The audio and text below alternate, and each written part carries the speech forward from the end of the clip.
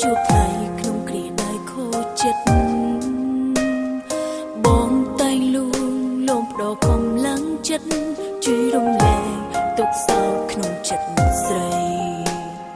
អូនមិនយល់ពីទុក្ខចិត្តបងទេព្រោះរឿងស្នេហ៍លើញោមពីចិត្តស្រី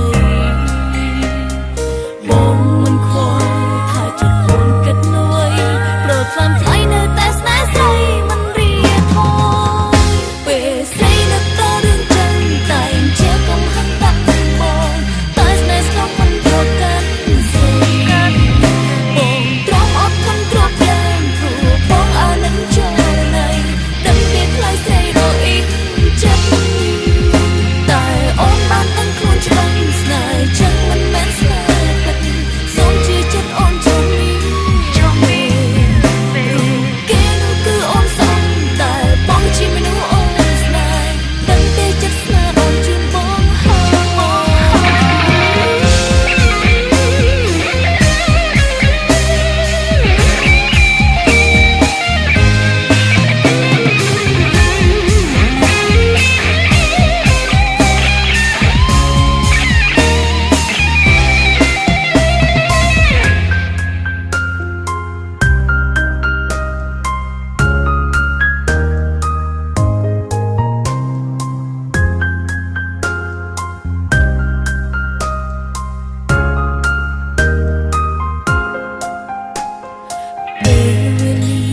អ្នកកំណត់ឲ្យស្រី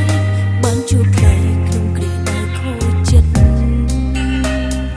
បងតែងលួងលោមផ្ដោកម្លាំងចិត្ត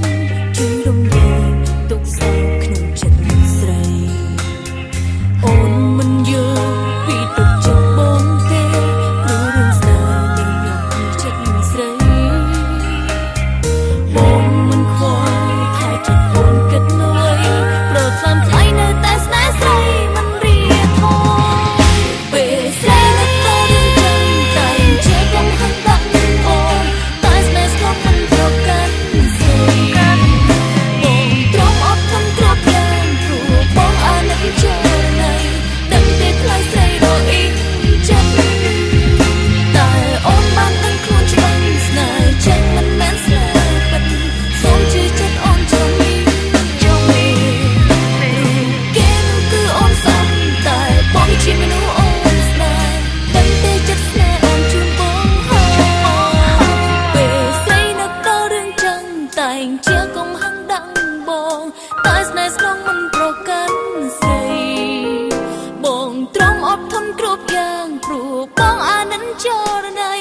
ដឹងទេថ្លៃស្រីរអ៊ីចិត្ត